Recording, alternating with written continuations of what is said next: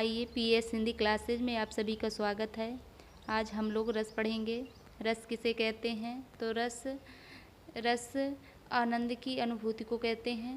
देखते हैं रस कविता, कहानी, उपन्यास आदि को पढ़ने या सुनने से एवं नाटक को देखने से जिस आनंद की अनुभूति होती है उसे रस कहते हैं। अर्थात कविता हो या कहानी या उपन्यास या नाटक हो, कविता, कहानी, उपन्यास को पढ़ने या सुनने से और नाटक को देखने से जिस आनंद की अनुभूति होती है हमको, उसे हम रस कहते हैं। रस को काव्य की आत्मा कहा गया। विद्वानों ने रस को काव्य की आत्मा कहा है क्योंकि रस हमारे भावों को आनंदित करता है।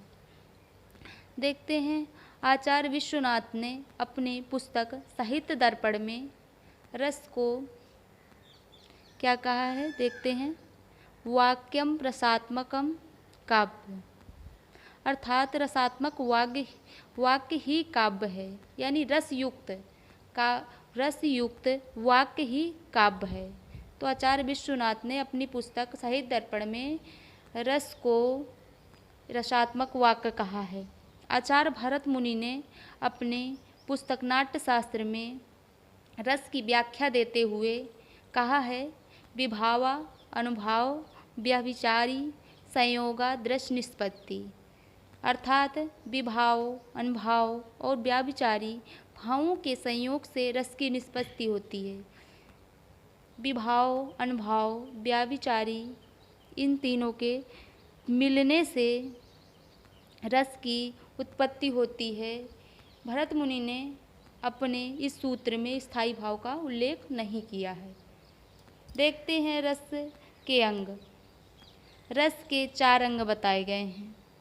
कौन कौन से? पहला है स्थायी भाव, दूसरा है विभाव, तीसरा है अनुभाव, चौथा है संचारी भाव। तो रस के कितने अंग माने गए हैं? 4। स्थायी भाव, विभाव, अनुभाव, संचारी भाव। देखते हैं स्थायी भाव। स्थायी भाव का अर्थ है प्रधान भाव। स्थायी भाव किसे कहते हैं? ये वे भाव होते हैं जो प्रत्येक मनुष्य के हृदय में सदैव स्थायी रूप से विद्यमान होते हैं। ये भाव सदैव सुषुप्तावस्था में रहते हैं और अनुकूल परिस्थितियां पाते ही जागृत हो जाते हैं। अर्थात प्रत्येक मनुष्य के हृदय में प्रत्येक भाव होते हैं, जैसे क्रोध है और आश्चर्य है और प्रेम है, स्नेह है, हास है, का ये स्थायी भाव होते हैं जो स्थायी रूप से मनुष्य के हृदय में विद्यमान रहते हैं। ये हमेशा सुषुप्तावस्था में रहते हैं। अर्थात सबके हृदय में कोई ना कोई भाव होता है और हमेशा सुषुप्तावस्था में रहते हैं, अर्थात सोए रहते हैं। लेकिन जब ये अपने अनुकूल परिस्थितियां पाते हैं तो ये जागृत हो जाते हैं।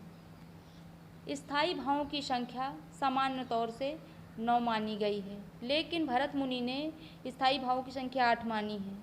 यदि परीक्षा में पूछा गया कि स्थायी भावों की संख्या कितनी है, तो मुख्य रूप से 9 है, तो हम 9 लिखेंगे।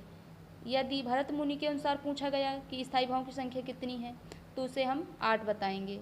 इस भरत मुनि के अनुसार स्थायी भावों की संख्या 8 है। बाद में किताबों में मुख्य रूप से स्थायी भाव 11 प्रकार के बताए गए हैं। तो कैसे बताए गए हैं? जो बाद में आचार्य आए थे, 2 आचार्य आए हैं, आचार्य विश्वनाथ और आचार्य रूप गोस्वामी। तो आचार्य विश्वनाथ ने वत्सल या स्नेह, जो संतान के प्रति प्रेम होता है, उसको एक स्थायी भाव का नाम दिया है। और जो रूप गोस्वामी ने देव विषयक, यानी देवताओं की भक्ति के प्रति जो अनुराग होता है, उसको स्थायी भाव का रूप दिया है। इस तरह ये 2 मिलकर के स्थायी भावों की संख्या कितनी हो जाती है? 11।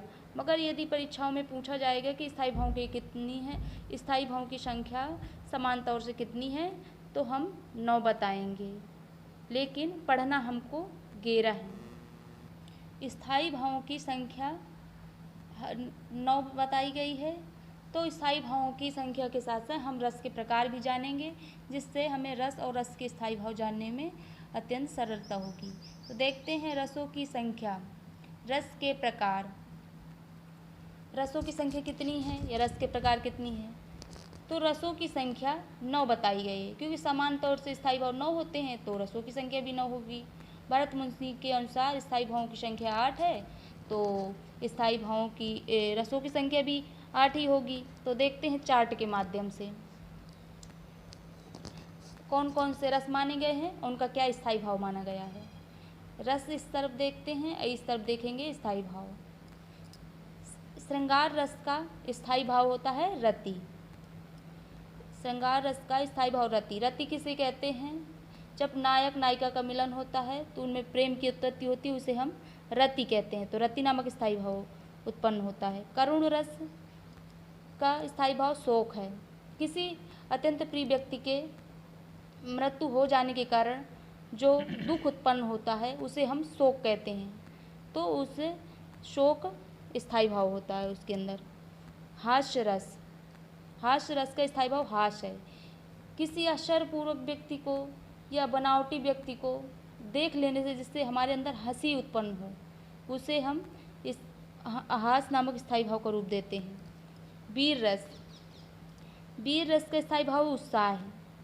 किसी कार्य को उत्साही पूर्वक करने के कारण या किसी ऐसे कार्य को जिससे करने के लिए हमारा उत्साह बढ़े, तो उसे स्थायी भाव उत्साह नामक स्थायी भाव का नाम देंगे। रौद्र रस।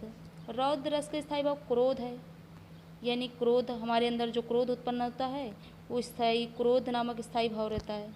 भयानक रस का स्थायी भाव भय होता है, इससे भय की उत्पत्ति होती है। अद्भुत रस। अद्भुत रस का स्थायी भाव है विस्मय या आश्चर्य। विभत्स रस। विभत्स रस का स्थायी भाव है जुगुप्सा। जुगुप्सा का अर्थ होता है घृणा। विभत्स का अर्थ है कि घृणा, यानी जुगुप्सा होता है स्थायी भाव। शांत रस का स्थायी भाव निर्वेद है। तो हमने देखा था कि भरत मुनि ने स्थायी भावों की संख्या 8 मानी है, अर्थात रसों की भी संख्या 8 ही है। तो 9वां रस जो माने गए हैं, 9 रस माने गए समान तौर से, तो 9वां रस कौन सा है? शांत रस है। शांत रस का स्थायी भाव निर्वेद है। ये निर्वेद को स्थायी भाव किसने माना है? आचार्य मम्मट ने और रुद्रट ने, इन दोनों ने निर्वेद नामक स्थायी भाव माना है, जो शांत रस है। वात्सल रस। वात्सल रस का स्थायी भाव वत्सल है। वत्सल अर्थात संतान स्नेह, यानी संतान के प्रति जो प्रेम होता है उसे वत्सल नामक स्थायी भाव कहते हैं, जो आचार्य विश्वनाथ ने दिया है। भक्ति रस का स्थायी भाव देव विषयक रति है। अनुराग यानी भगवान के प्रति भक्ति होना, वो देव विषयक रति कहलाता है, जिसे रूप गोस्वामी ने दिया है। तो इधर हमने देखा रस और रस के स्थायी भाव। तो परीक्षाओं की दृष्टि से रस और स्थायी भाव अत्यंत महत्वपूर्ण है, जो हमेशा पूछे जाते हैं, इसलिए इनको याद रखना बहुत आवश्यक है।